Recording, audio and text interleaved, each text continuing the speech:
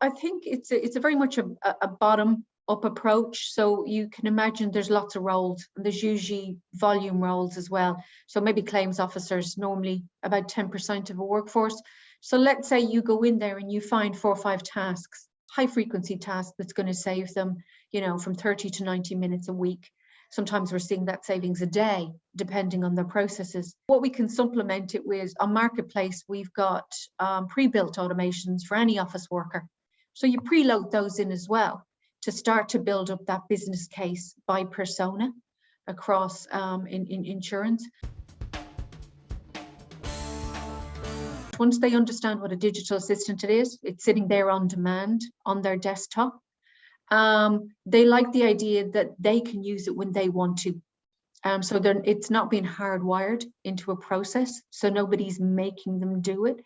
And obviously different classes of business, different teams all work slightly differently as well.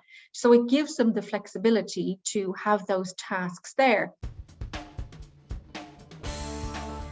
There was a couple of roles that surprised me about how open they were to the technology and how it was going to change their roles, and that was around auditors. You'd assume that they would be a very cautious role about this, but actually jumping in and loving sort of automation now because of the transparency and the audit trail, I suppose. But they can see how it's going to really transform their roles.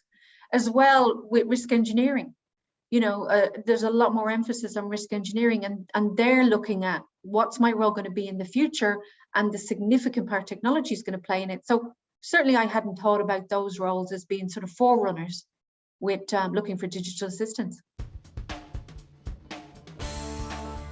With digital assistants, it tends to be go to the clusters of a lot of people, you know, because you'll get a reuse factor.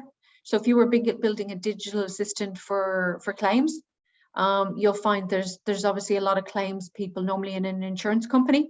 So can you find their sort of five high frequency tasks that are there?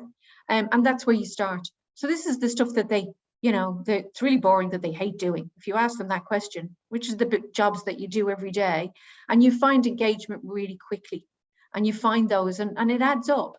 If those jobs take, you know, 10 minutes, 20 minutes, 30 minutes, and you're doing that numbers of times, then they can start to see the value of that quite quickly.